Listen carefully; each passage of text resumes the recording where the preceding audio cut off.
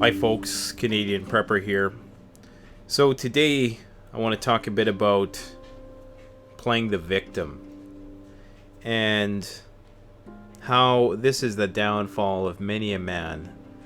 It's very hard for me as a mental health counselor, being the person I am, to not want to walk across the room when I'm in the room with a client sometimes and just slap that person silly so that they might realize how powerful they truly are.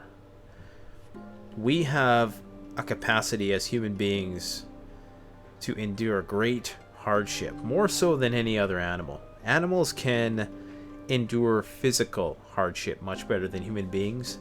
To be able to overcome all the pressure of modern civilization and its death by 1,000 paper cuts, the 1,001 commitments that you're obligated to fulfill.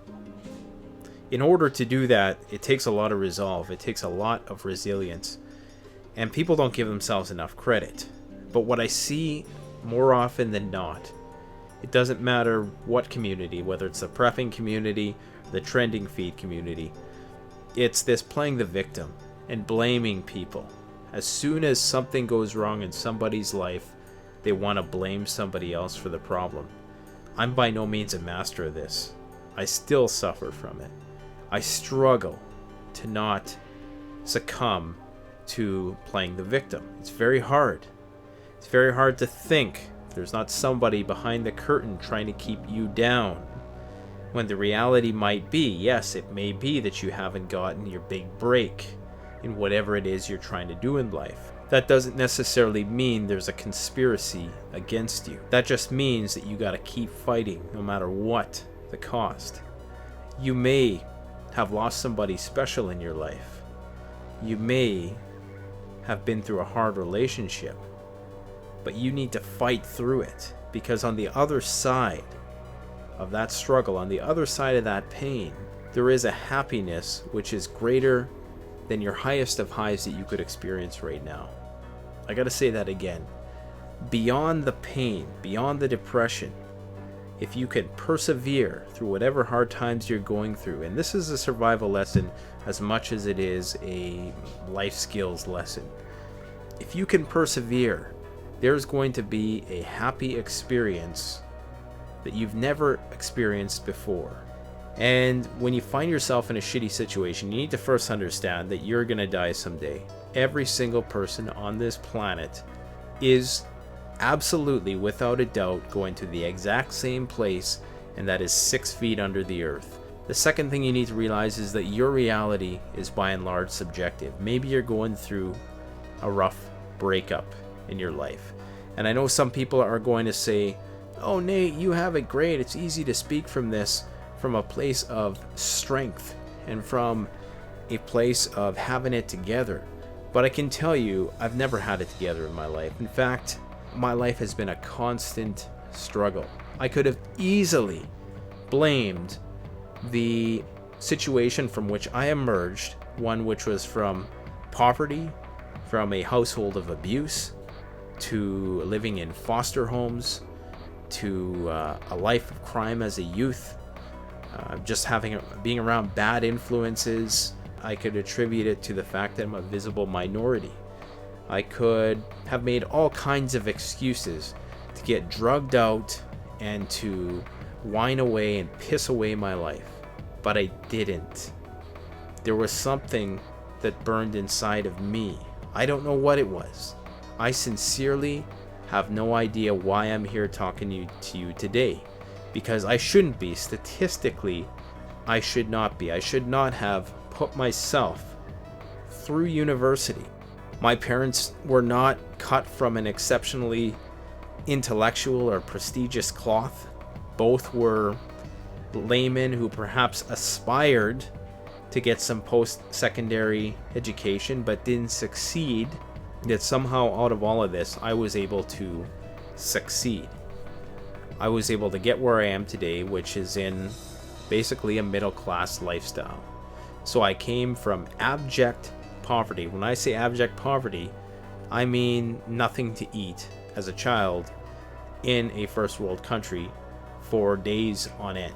just being brutally malnourished, poor, exposed to lots of violent activity, and forced to be independent. My childhood was spent couch surfing from foster home to foster home. At the end of the day, I would not change a thing, and I sincerely mean that. And it's hard for me because as much as I want my children to have a good life, I also know that there's a part of my upbringing that really made me hard as nails, that made me, I don't want to say unbreakable, because I'm not trying to be cocky. Every dog has his day, but I have a lot of will, and when I apply myself to something, I do it with incredible zeal and tenacity and unrelenting. I just will not give up. I have a big ego in that regard. However, I'm getting more mature and I have less to prove nowadays, but now it's still about learning to accept when shit goes wrong in your life. And it's something that I've never really been good at. But I think I'm starting to figure it out. I think I'm starting to figure out how to let go and how to move on. And how to do it in such a way which is not taking a step down, dallying in the netherworld for weeks, months, years perhaps, but immediately venturing forth and upward and onward towards that higher self-actualization which awaits. Because if there's something in your life which is holding you back, and you know in your heart it's holding you back, but it's comfortable because it's familiar, it's something you've grown to know, and as such, there's something called the mere exposure effect in psychology, and it's the idea that the more you're exposed to something, the more you like it, and that the simple exposition of something increases your liking of that thing, which is silly. You say, well, why is it that abusers defend their abusees? Well, it's because of the mere exposure effect. The Stockholm Syndrome, for example, where people defend their people who kidnap them. You may find yourself in a situation which is crappy, but it's familiar. And it's pretty commonly understood that we fear that which we don't understand. We fear the uncertain more than we do the familiar, crappy environment in which we're perhaps in. What's that old saying? We prefer familiar hells over unknown heavens. So you might find yourself in a familiar hell. What are you going to do about it? You're going to sit there and mope, and cry, and hope somebody comes and gives you a frickin' handout? What is that going to do? What is a handout going to accomplish?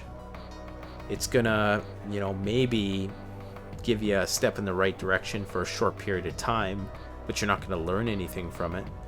You're not going to truly learn something from it. So it's very hard for me as a mental health counselor to contain myself sometimes, because I can see that the only thing that's holding them back from reaching their goals. And remember, when I talk about survival, I'm talking about it in the broadest sense of the word. I'm talking about it in the surviving life, surviving everyday life, everyday survivalist. It's not just about being lost in the woods or surviving the apocalypse. The apocalypse arguably is right now. Every moment we live on this earth from this day forward arguably is the apocalypse. The clock's possibly ticking, all right? And a part of that apocalypse is coping with the stressors of modern life. The only way you can do that is if you start taking responsibility for your life. The way that you start taking responsibility is to have hope. Hope is a very abstract concept, but when understood in this context, in the context of moving on, hope is like a little seed. And if you look at a giant tree out there blowing in the wind, this gigantic monstrosity of a thing which has grown for hundreds of years in some instances, how could it have ever started from that one seed? And that's what hope is. It's tiny. It's almost, you can't identify it with the naked eye sometimes, but it's there. And if you can focus on that, if you can know that what you're going through right now is an essential life lesson that's required to take you to the next level of an understanding of your human experience, and if you can just accept the shitty situation that you're in right now and move on from it in a stoic, bold, courageous manner, imagine the things that you would accomplish. We know that all we have to do is accept the situation we're in, work our asses off, and reach new heights of understanding, success, knowledge, wisdom, whatever. We know that. Like, in the back of our minds, no matter how shitty the situation you're in, we know that if we can just push through it, we'll get better. But there's always that 90% of us, 90% of people go into whine mode, go into grief mode, go into depression mode, and they hang around depression way too long. Look, it's okay to go through those phases. It's not okay to stay there. The stages of grief, the stages of dying, denial, anger, bargaining, depression, acceptance. Lots of people hang around the first four way too long. Lots of people are still in denial. Lots of people get stuck at denial. Then some people get stuck in anger. They're angry at the system, or they're angry at their parents for what they did to them. And some people try to bargain, please don't leave me, please don't do this, blah blah blah. They turn into that stalker type person. Then there's people who get all depressed. Oh, I'm gonna kill myself. I should just kill myself because life's never gonna get better. Yeah, life never is gonna get better. Even though how you're viewing your life right now is entirely subjective. Absolutely subjective. There is absolutely nothing objective. There's your thoughts, and then there's reality. Two entirely separate things. Reality is independent of all of that. And if people could just understand that, especially when the chips are down and when you find yourself on your last can of food, and it's a scary world out there. It's a lawless world out there. And you don't know what you're gonna do. And you've lost several family members. And you're down to your last few rounds of ammunition. You're going to accept the freedom of the situation. There's a profound freedom to the post-collapse fantasy world that we all envision. It's a scary, terrifying thing, but it's also the most free. See, this is the interesting paradox for you to think about. The most terrifying situations are also the freest situations. To be truly in a lawless, free world where freedom is just, where there's no laws whatsoever. You can just do whatever you want. Everybody can do whatever they want. You at once are endowed with endless possibility, and at the same time totally insecure and unsafe. Everything is coming to get you. Everything is out to attack you. Everything in nature is trying to take a bite out of you. That's the beauty of shit hits the fan. There's many, many personal SHTFs that happen in a man's life. Whether or not you survive them depends on if you're willing. And that's all it is. It's willing to plant that seed of hope. Thanks for watching. Canadian Prepper out.